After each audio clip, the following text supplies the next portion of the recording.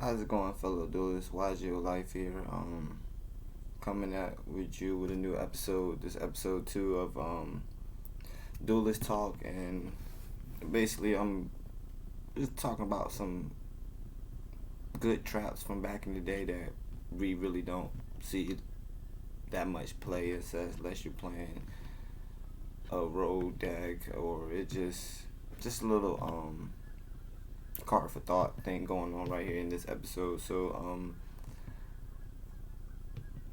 especially with like the stuff of like the market, Yu-Gi-Oh market, and high rarities, and basically the cards like Triple Tackler Talent, Lightning Storm, and Forbidden Droplets being a high price, and you looking at alternative cards or alternative ways to play because your opponent plays these cards, or just the insane boards, and trying to keep up with these insane combo decks that are out there. But really it's like some of these combo decks, they want to go second so they can attack and win, or if they want to status board so you can't play. But really I'm just gonna go ahead and talk about some choices where certain decks is actually still valuable playing just for fun with playing these cards, or even trying to enter a tournament and messing up someone record, but not trying to completely win the tournament and just going to play for fun when you play in tournaments, when we do have them again. But so I'm gonna just go ahead and start off with the first card of the topic with basically this is gonna be a episode with just mainly traps. So first trap we're gonna start to talk about is Compose. And with Compose is it does target, so it can't hit cards that can't be targeted, but cards that can be targeted, you can activate this and put it back in your opponent's hand, and the same as Compose as your opponent Nibiru you can put their Nibiru back in hand, and it's just a brick in their hand they can't use again until you summon more than 5 times again. But you have a token you with a high defense most likely. But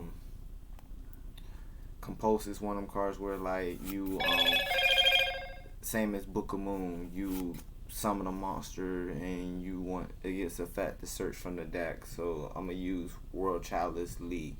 I'm searching off of World Chalice Lee, and my opponents try to Ash, and I Book of Moon it. Well, Ash doesn't work in that way where it will negate it if I chain Book of Moon, but Compulse in a way is just saying as a certain card you can just use it for another turn, especially with Call by the Grave being hit. You just Compulse card when your opponent tries to negate the effect, and you can just use it later in a way. That's an option, but just being Compulse being one of them good cards your opponent summon from the extra that can be targeted. Compulse it is simple as that. It just certain cards does still get their effect with Compose, but there's a lot of cards that it will cancel out with Compose and Book of Moon. But talking about traps is Compose today. So that's just Compose, because for the first card I'm talking about, because it really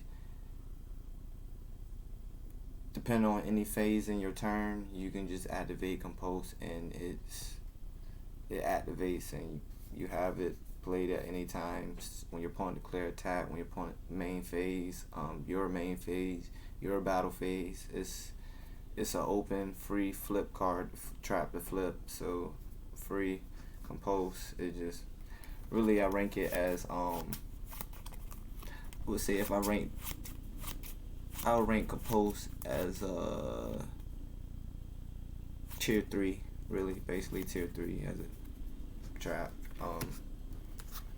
Next trap, we're gonna start talking about traps on summon. So for on summon traps, you have the main one I want to talk about right now is the Torrential Tribute. The reason why I want to talk about Torrential Tribute is because Lightning Storm being a $100 card. Probably in the next episode I'll talk about it, but Dark Hole, Raigeki, widespread destruction. But when your opponent summon a monster and they want to this is one of them power cards where this is a power card, I really want to say.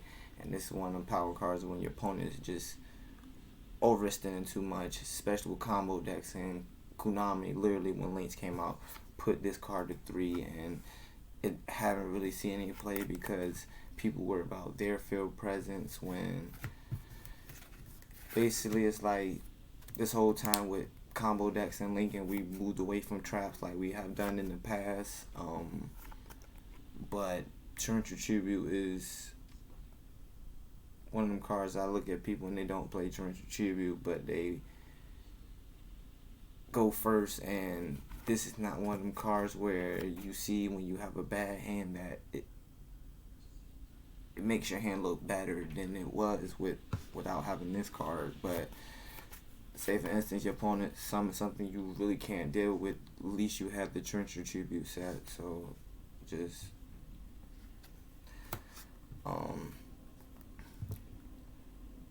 next trap I'm talking about with dealing with on summon is Bottomless.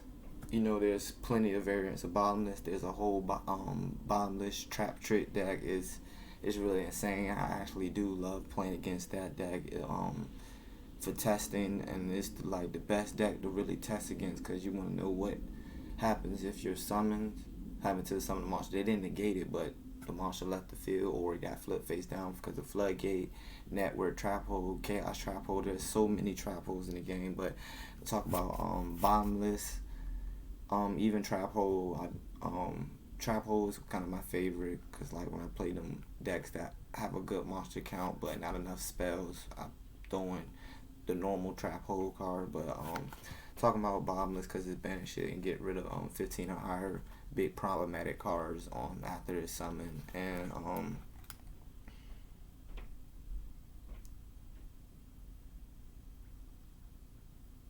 it destroys it and then it removes it from play by the new ruling of these cards keep getting reprinted. It destroys it and then it removes it. It says it on the text, but excuse me, sorry. Yeah, it's Bottomless is very good. Also, it just helps with summon, same as Floodgates decks with monsters flooding out. It just moving on to like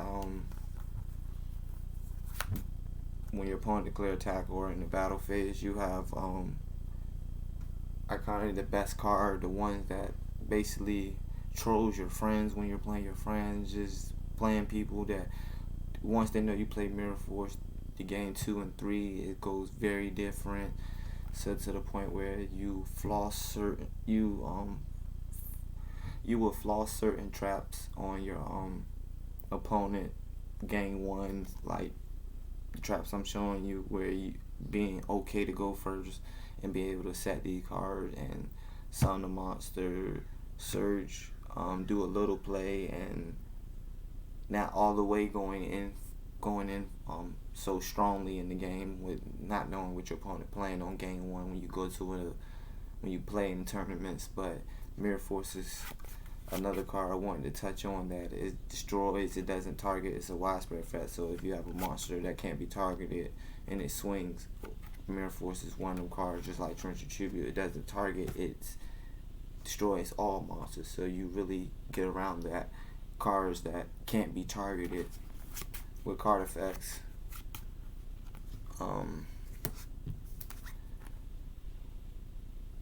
Malefic Catastrophe, have this card just because want to say it's a card when your opponent declares attack. It's not that many decks where people play a deck where I guess you would say Mystic Mind. This is a card to help with Mystic Mind decks that play trap with Mystic Mind, and you get to clear the board. Just them problematic Floodgate cards, you know. This is not really a main deck where you want to see in game 1, but this is game 2 and 3, and it's just like I said, certain cards being expensive, like cards being expensive as of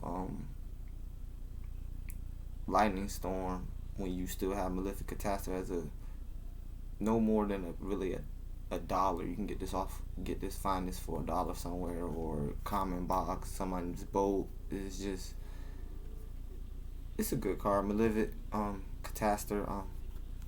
It's just one of them cards where it destroys your opponent's spells and traps. They attack. It forced them to activate they set and permanents if they did not activate it already. So you have that as an option.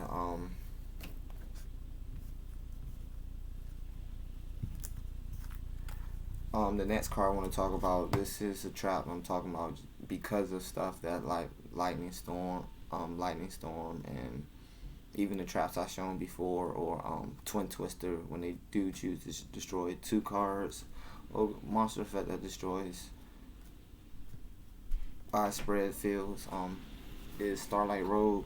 Starlight Road, it came in Toon Chaos, and I feel like Starlight Road and having starters in your action deck and entering Master Rule 5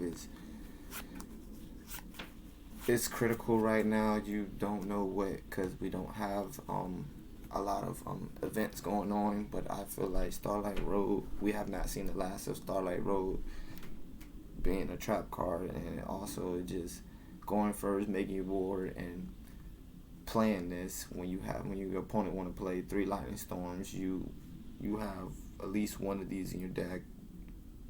All you really do need to see is one, and if you have it, you play it. Honestly, you could play Solemn Judgments, but Solemn Judgment does get you a monster, and you pay half your life points, and it's a counter trap. But this right here pits you Field Presence as on monster 25 with a Stardust. And the Stardust can be tribute, but when you tribute Stardust, it cannot come back. But also just summon a free Stardust by negating your opponent card that's trying to like your opponent trying to Dark Hole you. Lightning Storm just Raigeki you. Starlight Road is one of the essential cards that it can help you win a game. You can love it or hate it, but it's a very useful card to play. And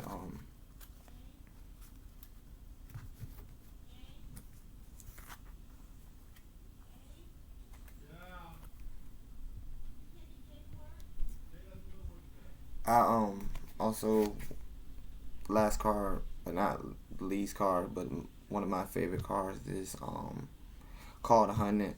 You really don't see people play too many Called 100s. Last time you see people play Called 100 was Cosmos. Cosmos literally was a deck that you literally was like big beaters coming out back from the graveyard.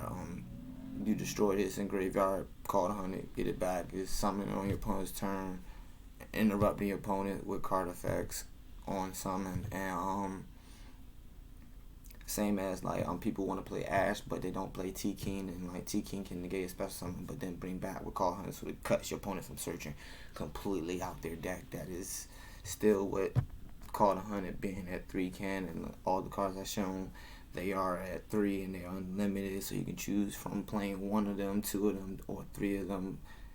Player preference when you're playing around in your decks. We Called 100, just it's a fair card. Not to mention, if you chain Called 100 at the right timing, your opponent with a Twin Twister, it really messed them up. They activate Twin Twister, you chain Called 100. Armageddon Knight is at 1. Certain cards that is at 1, Called 100 is very useful for them. Same as if I played Ultrageist when Multi-Faker was at 1. 2 Called 100s would have just fit in there for as long as I can still search my Multi-Faker to hand.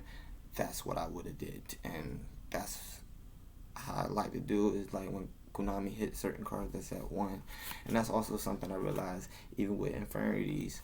I stumbled upon this with Infinity with Archfiend. A card is at 1, but you is at 1 because it's a good floater. It floats. It really floats. So it's not a hard once per turn. It's a once per turn on field. You remove field, you bring it back, you keep on doing it. And it's just Called 100 is just one of them cards that it hasn't seen its last days, and people really should play it, and not just as casual. It's just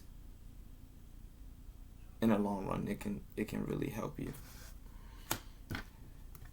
And that will conclude my episode YGOLYFE Duelist Talk. And please comment, subscribe. Please feel free to comment, put your input, share your input with things I do on my channel, with my deck profiles, my opening videos. If you do check out my channel, you go to the page and then about me, I do have the my eBay up, so you can check the eBay. When I do post cards, I post cards on my eBay. I don't really use TCG Play. I use eBay because it's a good market, independent market doing that. But and that's it. Stay tuned for more content with Yu-Gi-Oh and other contents will be trying to create with this channel. And this is YGO Life out.